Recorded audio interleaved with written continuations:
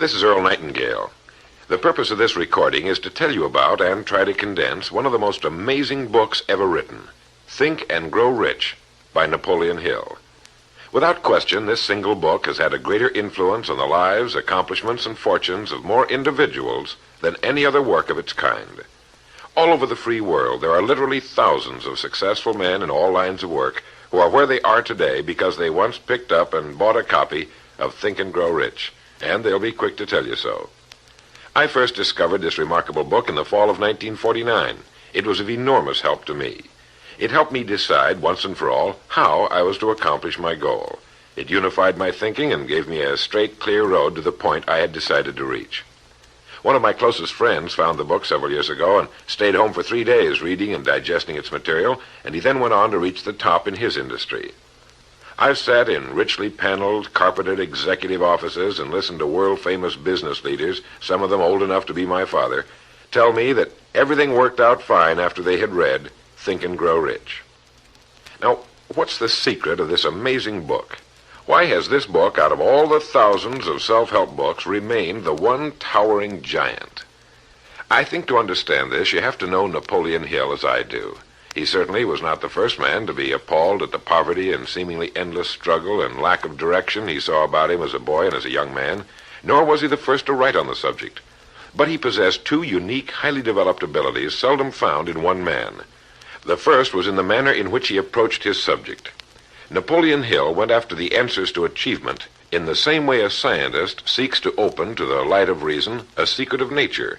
He went after the solution to accomplishment in the same way Thomas Edison discovered the solution to the electric light, relentlessly, indefatigably, implacably, until the truth, which had been there all the time, was revealed to him. His second important ability was the knack or skill of writing about his findings in such a way that it was instantly understood intellectually, but what is perhaps even more important for this particular subject, understood emotionally as well. When the last page of Think and Grow Rich was read, the hand which put the book down on the table was a different hand. The man who then stood and walked out into the world was a changed man. The suffocating, entangling webs of self-imposed frustration and indirection had fallen away, and now the way was clear. The man was now the possessor of the unique, unseen talent for turning dreams into reality, thoughts into things. So-called fate or the idle effects of exterior circumstances were no longer in command. He who had been a passenger was now, suddenly, the captain. To begin, we have to understand the simple truth, the principle or philosophy which lies as the supporting structure of this work. Unless whatever it is you build is based on truth, you will end with the entire structure fallen and scattered about you like the armor of Homer's ancient warriors. It simply cannot stand. It cannot withstand the test of time. The reason Think and Grow Rich has withstood the test of time is because it rests on the broad, clean foundation upon which may also be found every accomplishment of man, the clear, unchallengeable fact that everything begins with an idea. A philosophy based on the fact that riches of every kind begin with the state of mind, that one may start with nothing but thoughts, ideas, and organized plans. Thoughts are things, incredibly powerful things, when mixed with definiteness of purpose, persistence, and a burning desire for their translation into material objects or riches, riches being whatever it is you happen to want. Wise men have been saying this for centuries, and just recently Charles A. Cerami wrote, "The truth is that the human mind is as real an organism as any muscle in the body, but far greater in potential power, and, like muscle fiber, it can be strengthened to lead on to unimagined conquests." So this, then, is the truth on which Think and Grow Rich is based. If you know what you want, and if you want it strongly enough to muster the kind of persistence that simply cannot be stopped, you will most certainly achieve it. By controlling your mind, you can control your destiny here on Earth. With this as our foundation, let's talk about Napoleon Hill's famous 13 proven steps to riches as found in his book, Think and Grow Rich, remembering, of course, that riches are whatever it is you happen to want. And right here, let me make two important points. The first is that whenever you listen to this record, have a notebook handy and make notes as we go along. The second is that this record was produced for your own personal use, to go with you on your own exciting journey. To play this record for a group will prove to be of only temporary help. Make sure you have your own personal copy to play again and again, particularly at those times when you may feel yourself getting off the track. And now, Napoleon Hill's famous 13 Principles. You will notice that we have separated each principle by banding them on the record. In this way, you're given quick access to any particular principle to which you may wish to return for reference. The first principle, desire. Here is the starting point for all achievement, the first step toward riches. But it's right here that we so often run into a stumbling block. A person will say, I know what I desire, but can I get it? We'll get into this business of doubt later, but once and for all, let's clear up this point. This point of whether or not you can accomplish that which you desire with all your heart. I think it was best expressed by Emerson, who wrote, there is nothing capricious in nature, and the implanting of a desire indicates that its gratification is in the constitution of the creature that feels it.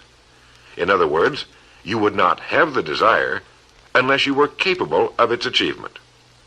Each of us has a built-in governor, and our desires are modified by our abilities and leanings.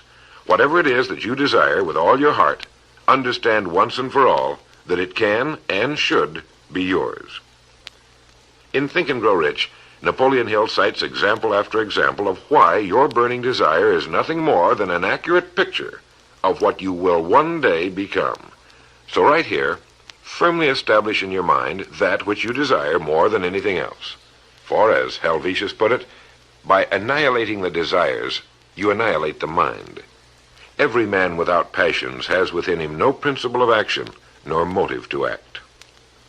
A good way to determine whether or not you really have a burning desire is to examine the way you go after it. If you go after that which you think you desire tentatively, timidly, in an attempt to play it safe, you don't have a burning desire at all. You can't get to second base if you keep one foot on first. But if you're willing to burn your bridges behind you and say once and for all, this is it, this is what I will do, and I will never retreat, I'll never go back, then you have the sort of desire that can only end in success. It takes that kind of resolve to be able to keep picking yourself up after the falls you're bound to take. The only people who don't make mistakes are those who never try anything, the timid feeders in the lagoon who never venture into the broad deep sea beyond. While these principles will work for anything you may want, a more harmonious home life, a more successful career, for our example, let's say your desire happens to be more money, to better care for your family and provide for your future years, to get your share of the prosperity that lies ahead. Napoleon Hill gives us 6 definite, practical steps to follow. 1. Fix in your mind the exact amount of money you desire. It is not sufficient merely to say, I want plenty of money. Be definite as to the amount. There's a psychological reason for definiteness which will be described in a subsequent principle. Number 2. Determine exactly what you intend to give in return for the money you desire. There's no such reality as something for nothing. 3. Establish a definite date when you intend to possess the money you desire. And 4. Create a definite plan for carrying out your desire and begin at once, whether you're ready or not, to put this plan into action. 5. Write out a clear, concise statement of the amount of money you intend to acquire, name the time limit for its acquisition, state what you intend to give in return for the money, and describe clearly the plan through which you intend to accumulate it. 6. Read your written statement aloud twice daily, once just before retiring at night, and once after arising in the morning. As you read, see and feel and believe yourself already in possession of the money, or whatever your goal happens to be. It's important that you follow these instructions to the letter. Play this part of the record over until you have it down to your satisfaction, for this is by far the most important of the 13 principles, and this chapter of the book ends with these words. Through some strange and powerful principle of mental chemistry, which she has never divulged, nature wraps up in the impulse of strong desire that something which recognizes no such word as impossible and accepts no such reality as failure. The second principle is faith. You never would have even thought of your main desire unless faith were tugging at your mind. And if you find it difficult at times to have faith in yourself, you can be certain that you can have faith in these principles. Napoleon Hill writes, "Faith is a state of mind which may be induced or created by affirmation or repeated instructions to the subconscious mind through the principle of conscious autosuggestion." Conscious autosuggestion simply means a suggestion by yourself to yourself, just as an autobiography is a biography written by the person it's about. By getting a mental image of yourself already having accomplished your main desire over and over again, you will muster the faith you need. Faith is vital to accomplishment. The Emperor Napoleon once said, "All the scholastic scaffolding falls as a ruined edifice before one single word, faith." Pascal said, "Faith affirms many things respecting which the senses are silent, but nothing which they deny. It is superior to their testimony, but never opposed to it." Goethe said, "Epochs of faith are epochs of fruitfulness, but epochs of unbelief, however glittering, are barren of all permanent good." And, as Schlegel put it, "In actual life, every great enterprise begins with and takes its first forward step in faith." Have faith that you can accomplish that which you seek, for you would never have decided upon it unless it was meant for you to accomplish. In his chapter on faith, Napoleon Hill gives us a self-confidence formula. First, I know that I have the ability to achieve the object of my definite purpose in life, therefore I demand of myself persistent, continuous action toward its attainment, and I here and now promise to render such action.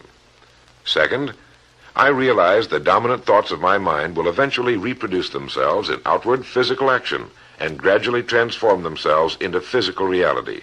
Therefore, I will concentrate my thoughts for 30 minutes daily upon the task of thinking of the person I intend to become, thereby creating in my mind a clear mental picture of that person.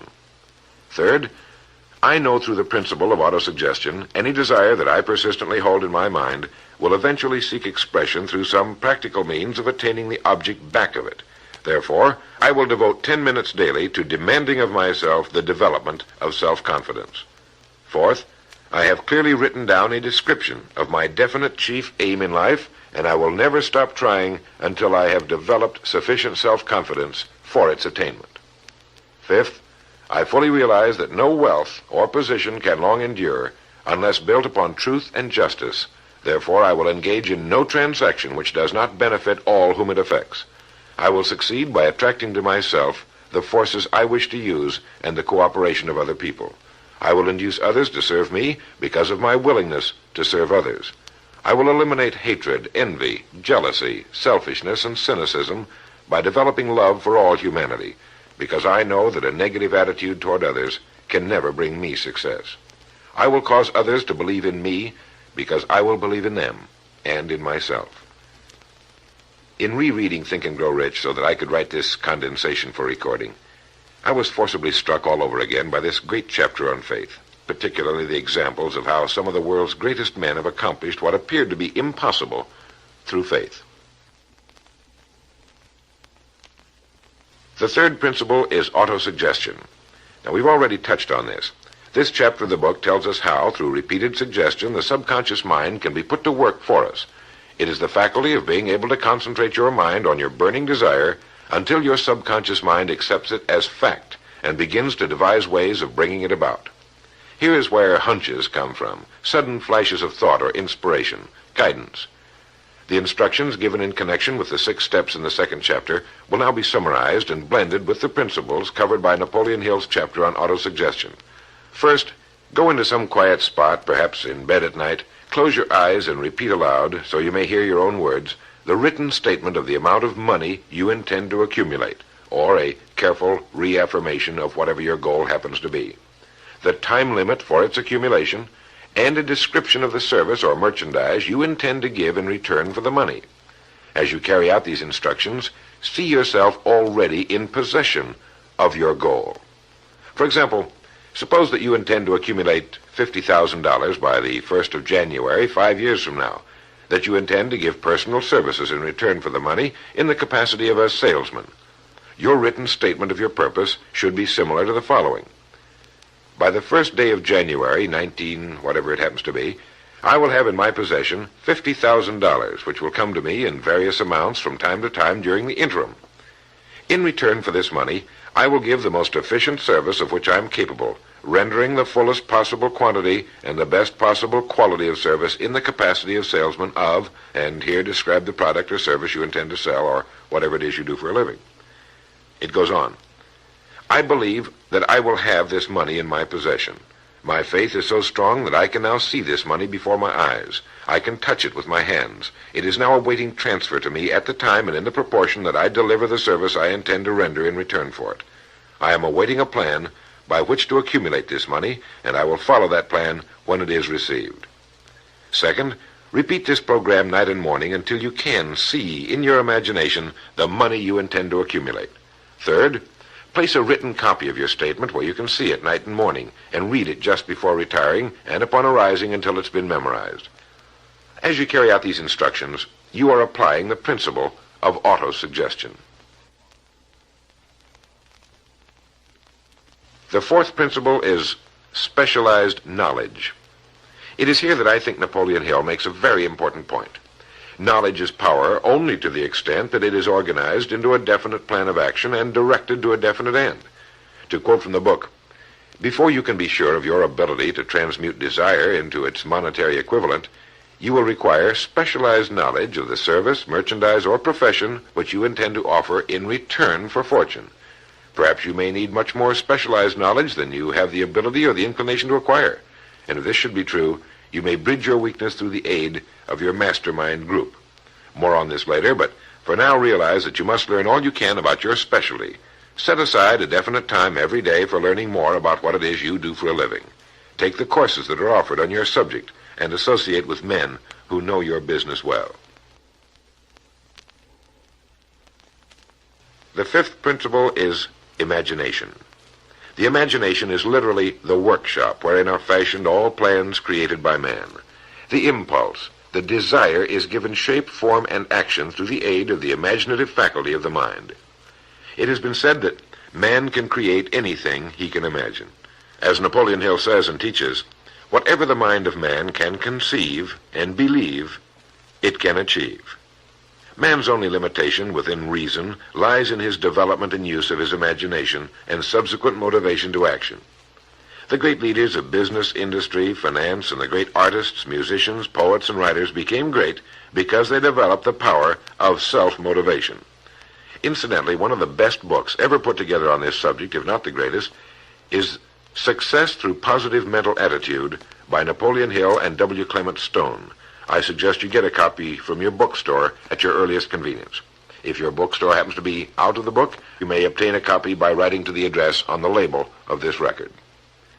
As you go about your daily work, think constantly of ways in which it could be done better, more efficiently. Think of the changes that are inevitable. Can they be made now? And if you feel limited, remember the words of the late Frank Lloyd Wright. He said, "The human race built most nobly when limitations were greatest, and therefore when most was required of imagination in order to build it all. Limitations seem to have always been the best friends of architecture." As you build your future from this point onward, don't concern yourself with limitations, but remember that they may be your best friends, since they require imagination if we're to rise above them. And as Beecher said, the soul without imagination is what an observatory would be without a telescope. Now, if you'll turn this record over, we'll get to the sixth principle. The sixth principle is organized planning. You have decided on your desire, your goal. Now let's organize the plan for its accomplishment, right on schedule. Let me quote again from Think and Grow Rich. You have learned that everything man creates or acquires begins in the form of desire. The desire is taken on the first lap of its journey from the abstract to the concrete in the workshop of the imagination, where plans for its transition are created and organized. Earlier, you were instructed to take 6 definite practical steps as your first move in translating the desire for whatever you want into its physical equivalent. One of these steps is the formation of a definite practical plan or plans through which this transformation may be made. 1. Ally yourself with one or more persons, a group of as many people as you may need for the creation and carrying out of your plan or plans for the accumulation of the money you've established as your goal. Making use of the Mastermind principle. This is important.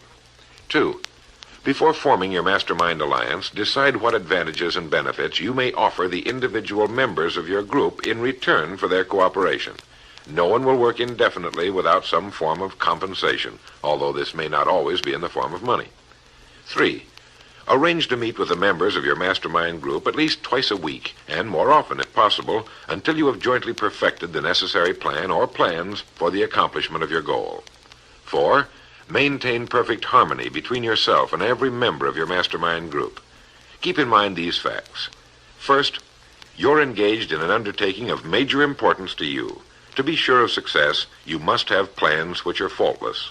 Second, you must have the advantage of the experience, education, native ability, and imagination of other minds. This is in harmony with the methods followed by every person who has risen above the average. Work at this until you have a well-executed, formal plan for reaching your objective. In this way, you're never confused or wondering what you should do next. Every morning you know exactly what you're going to do and why. It is in this chapter of Think and Grow Rich that Napoleon Hill gives us his 11 qualities of leadership. 1. Unwavering courage. 2. Self-control. 3. A keen sense of justice. 4. Definiteness of decision. 5. Definiteness of plans. 6. The habit of doing more than paid for. 7. A pleasing personality. 8. Sympathy and understanding. 9. Mastery of detail. 10. Willingness to assume full responsibility. And 11. Cooperation. The chapter on organized planning is one of the largest and most important in the book. It goes without saying that a man without a plan to follow is like a ship without a course. No place to go, with disaster a probability. The 7th principle, decision. The mastery of procrastination. To quote, accurate analysis of over 25,000 men and women who had experienced failure disclosed the fact that lack of decision was near the head of the list of the 30 major causes of failure. This is no mere statement of a theory, it is a fact. Procrastination, the opposite of decision, is a common enemy which every man must conquer.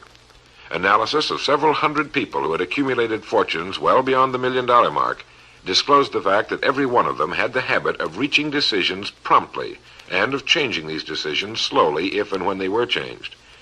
People who fail to accumulate money, without exception, have the habit of reaching decisions, if at all, very slowly, and of changing these decisions quickly and often. A definite objective makes reaching prompt decisions that much easier. Napoleon Hill gives many examples, one of which is the case of Henry Ford.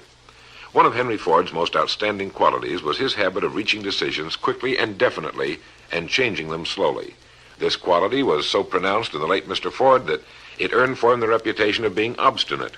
It was this quality which prompted Mr. Ford to continue to manufacture his famous Model T, the world's ugliest, but for the time, most practical car, when all of his advisors and many of the purchasers of the car were urging him to change it. Perhaps he delayed too long in making the change, but the other side of the story is that his firmness of decision yielded a huge fortune before the change in model became necessary, and the company is certainly none the worse for it today. When you make up your mind, stay with it. The majority of people who fail to make the grade are generally easily influenced by the opinions of others, easily swayed. They permit the newspapers and the gossiping neighbors to do their thinking for them. Opinions are the cheapest commodities on earth. Keep your own counsel when you begin to put into practice the principles we're describing here. By reaching your own decisions and following them, take no one into your confidence except the members of your mastermind group, and be very careful in your selection of this group, that you choose only those who will be in complete sympathy and harmony with your purpose. Close friends and relatives, while not meaning to do so, often handicap one through opinions and sometimes through ridicule. Thousands of men and women carry inferiority complexes with them all through life because some well-meaning but ignorant person destroyed their confidence through opinions or ridicule. If a decision is worth anything at all, it's worth sticking to until it's been completely worked. The 8th principle, persistence. Napoleon Hill defines persistence as the power of will. Willpower and desire, when properly combined, make an irresistible pair. Persistence to an individual is what carbon is to steel. In uncounted thousands of cases, persistence has stood as the difference between success and failure. It is this quality more than any other that keeps the majority from great accomplishment. They'll try a thing, but as soon as the going gets tough, they fold. Experience with thousands of people has proved that lack of persistence is a weakness common to the majority of men. It is a weakness which may be overcome by effort. If you're to accomplish the desire you've set for yourself, you must form the habit of persistence. Things will get dark. It will seem as though there's no longer any reason to continue. Everything in you will tell you to give up, to quit trying. And it's right here that the men are separated from the boys. It's right here that if you'll go that extra mile and keep going, that the skies will clear, and you'll begin to see the first signs of the abundance that is to be yours because you had the courage to persist. With persistence will come success. Persistence is a state of mind. Therefore, it can be cultivated. Like all states of mind, persistence is based upon definite causes, among them these. 1, definiteness of purpose, knowing what you want. 2, desire. 3, self-reliance. 4, definiteness of plans. 5, accurate knowledge, knowing that your plan is sound. 6, cooperation. Sympathy, understanding, and harmonious cooperation with others tend to develop persistence.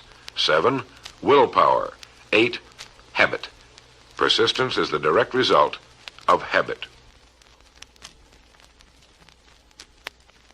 The 9th principle, power of the mastermind. It is in this section that Napoleon Hill describes the importance of forming a group of individuals sympathetic to your desire. They may be individuals with similar plans. A mastermind group can be made up of 2 or more individuals. No 2 minds ever come together without thereby creating a third invisible, intangible force, which may be likened to a third mind. You may have noticed many times that by discussing something with another individual, you suddenly get good ideas as a result of this association. Ideas you would not have gotten without this association. The same thing happens to the other person. A lot of good ideas have been born in individual minds as a result of having met in committee.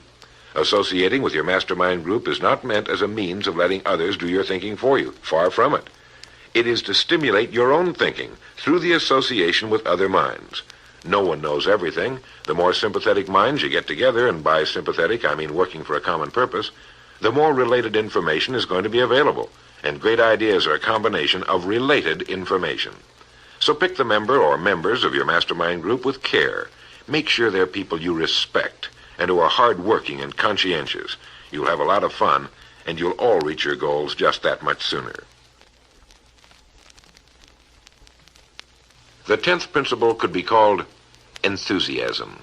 That is, the enthusiasm that comes from the channeling of all bodily drives into positive, worthwhile outlets.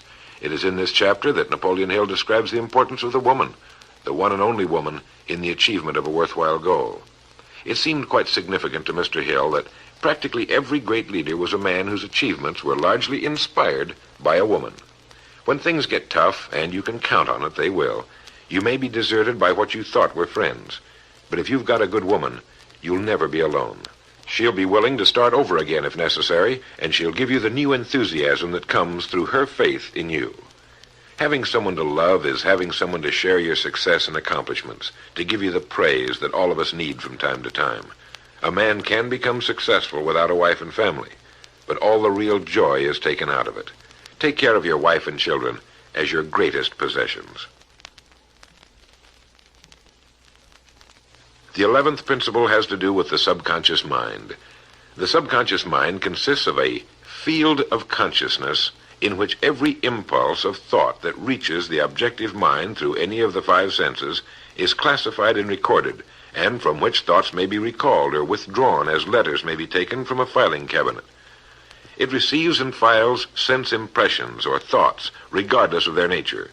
You may voluntarily plant in your subconscious mind any plan, thought, or purpose which you desire to translate into its physical or monetary equivalent. The subconscious acts first on the dominating desires which have been mixed with emotional feeling, such as faith. Your subconscious mind works night and day. Through a method of procedure unknown to man, the subconscious mind draws upon the forces of infinite intelligence for the power with which it voluntarily transmutes one's desires into their physical equivalent, making use always of the most practical media by which this end may be accomplished. You cannot entirely control your subconscious mind, but you can voluntarily hand over to it any plan, desire, or purpose which you wish transformed into concrete form. No one knows very much about what we call the subconscious or unconscious mind. We do know that it is incalculably powerful and can solve our problems if we go about using it the right way. And the best way is to hold in your conscious mind as often as possible a clear picture of yourself already having accomplished your goal. You know what you want, define it clearly, and then project it on the motion picture screen of your mind. Hold it. See yourself doing the things and having the things you'll have when your objective will have been reached. Do this as often as possible as you go about your daily work, and particularly at night, just before you go to sleep, and the first thing upon arising. As you do this, your subconscious will begin to lead you in the most logical ways toward your objective. Don't fight it. Follow your sudden hunches, the ideas that come into your mind, knowing that it's your subconscious trying to get through to your conscious mind. If you'll keep at this, you'll be amazed and delighted by the wonderful ideas that just seem to come from nowhere. In the next principle, we'll talk some more about this sixth sense that seems to control the lives of the great men and women, but it comes from a systematic triggering of the subconscious mind. The lives of the great men and women, which seem miraculous to the average person, are nothing more than the fulfillment of their burning desires through the power of their subconscious minds. Time means nothing to your subconscious. A man could work steadily at his job for 40 years and not accomplish as much as is possible in 3 or 4 years through the proper working of this principle. Your subconscious mind cannot remain idle. If you fail to plant desires in your subconscious mind, it will feed upon the thoughts which reach it as a result of your neglect. Remember that you're living daily in the midst of all manner of thought impulses which are reaching your subconscious mind without your knowledge. Some of these impulses are negative, some are positive. You are now engaged in trying to help shut off the flow of negative impulses and to aid in voluntarily influencing your subconscious mind through positive impulses of desire. When you achieve this, you will possess the key which unlocks the door to your subconscious mind. Bulwer wrote, "The man who succeeds above his fellows is the one who, early in life, clearly discerns his object, and toward that object habitually directs his powers. Even genius itself is but fine observation strengthened by fixity of purpose. Every man who observes vigilantly and resolves steadfastly grows unconsciously into genius." The key word there is unconsciously. Know what you want. Decide once and for all that it will be yours. Remain steadfast on course, propelled by faith, and your subconscious or unconscious mind will do the rest. The 12th principle, as outlined in Think and Grow Rich by Napoleon Hill, has to do with the brain. If you had access to all the wealth in the world and took a penny, you would be doing exactly what you very probably have been doing in the use of your brain. Nothing in the world is more pitiful than the misunderstanding by the average person of the power of his brain and the minds to which it is connected, the conscious and the subconscious. You own in your brain the most marvelous, miraculous, inconceivably powerful force the world has ever known. Take, for example, the fact that the number of lines which connect the brain cells with one another equal the figure 1 followed by 15 million ciphers. It has been determined that there are from 10 to 14 billion cells in the average human cerebral cortex. It is inconceivable that such a network of intricate machinery should be in existence for the sole purpose of carrying on the physical functions incidental to growth and maintenance of the physical body. This is the mechanism that has given us the supersonic airplane, our deep rocket probes into outer space, the sciences, the arts, all that we know and use today and will use tomorrow, have hatched from this small gray mass each of us carries around. Can you doubt, even for a moment, that it can bring you and yours everything you want here on Earth? Of course it can. If you will recognize your power as an individual and stop acting like those who have never even thought about it. Give it the job you've decided to accomplish and watch it handle it. The 13th and final principle is called the sixth sense. The sixth sense can be described as the sense through which infinite intelligence may and will communicate voluntarily without any effort from or demands by the individual. This principle is the apex of the philosophy. It can be assimilated, understood, and applied only by first mastering the other 12 principles. The sixth sense is that portion of the subconscious mind which has been referred to as the creative imagination. It has also been referred to as the receiving set, through which ideas, plans, and thoughts flash into the mind. The flashes are sometimes called hunches or inspirations. The sixth sense defies description. It cannot be described to a person who has not mastered the other principles of this philosophy, because such a person has no knowledge and no experience with which the sixth sense may be compared.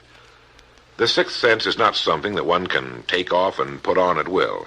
Ability to use this great power comes slowly through application of the other principles we've outlined. Many individuals come into a workable knowledge of the sixth sense even before the age of 40, but more often the knowledge is not available until one is well past 50, and this for the reason that the spiritual forces with which the sixth sense is so closely related do not mature and become usable generally except through years of meditation, self-examination, and serious thought. But begin to develop it now by applying the principles we've talked about here. Remember this: man can create nothing which he does not first conceive in the form of an impulse of thought. Man's thought impulses begin immediately to translate themselves into their physical equivalent, whether those thoughts are voluntary or involuntary. Keep fear out of your mind by concentrating on the mental picture of your goal, your greatest desire. Now, I want to mention that Think and Grow Rich as a book carries more endorsements by great men who knew of its truth than any other book of its kind ever written. I'll touch on only a few. All of these great men actually endorsed Napoleon Hill's principles. Former President of the United States William Howard Taft. F.W. Woolworth wrote that he had built his great chain of stores by applying many of these principles. Robert Dollar, who built the great Dollar steamship line, wrote, "If I had had this philosophy 50 years ago, I suppose I could have accomplished all that I've done in less than half the time. I sincerely hope the world will discover and reward you." Samuel Gompers wrote that the mastery of these principles is the equivalent of an insurance policy against failure. President Woodrow Wilson. John Wanamaker, the merchant prince, wrote, "I know that your fundamentals are sound because I've been applying them in my business for more than 30 years. George Eastman, the world's largest maker of cameras, Thomas Edison, Luther Burbank, Theodore Roosevelt, E.M. Statler, John D. Rockefeller. I think you know that the endorsements of these great men could not have been bought with all the money in the world. What we have been talking about here can change your life, can bring you anything and everything worthwhile you want in life for yourself and your family. Cut yourself away from the average, from the mediocre, and chart your course on the dream in your heart. These 13 principles will never let you down, as long as you use them. And now, it is with great pleasure that I give you the author himself, Napoleon Hill. Thank you, Earl Nightingale. The message which you who are listening have just heard has brought you within 3 short steps of the supreme secret of success. The same secret which has brought happiness, peace of mind, and financial success to countless thousands of people who have read Think and Grow Rich. The same secret which has made master salesmen out of ordinary order takers. And the same secret which has brought friendship, love, and marriage to men and women who have come under the spell of the 13 principles which Earl Nightingale has just described. You desire the better things of life, or you wouldn't be listening to this record. Come with me then, and I will help you chart your course, so you may acquire whatever it is that you desire most in life by following these instructions. 1. Condition your own subconscious mind to work for you while you sleep as well as when you are awake. You can do this by playing this record to yourself every night just before you retire. Then, before you go to sleep, after hearing the record, write out a clear statement of what you wish to accomplish the following day, and request your subconscious mind to work during the night and provide you with the plan you will need to achieve your purpose. 2. Form a personal mastermind group of 2 or more people who are closely associated with you. They can be members of your family, your business, or your professional associates, or people who work where you are employed. And play this record in their presence at least once a week. After you have done this, engage in a friendly roundtable discussion of the 13 success principles, and request each person in the group to participate and to look for inspirational ideas which may help him or her to become more successful. 3. Beginning now, follow the habit of rendering more service and better service than that which is expected of you, and do it in a pleasing, positive mental attitude. This will make friends for you, it will increase the value of your services, and it will attract opportunities by which you may get from life whatever it is that you most desire. Follow these instructions to the letter, and you will surely see the day when you can express a prayer of gratitude for having had the privilege of hearing and acting on the message which Earl Nightingale has given you through this record. And now, may I reach out across the space and the time which separate us and offer you a hand of friendship and a sincere prayer that you will be blessed with a richer and a fuller life because of this message. Your big opportunity may be right where you are now. Follow these instructions faithfully, and it will reveal itself to you. This is Napoleon Hill saying, don't search for opportunity in the distance, but recognize it and embrace it right where you are.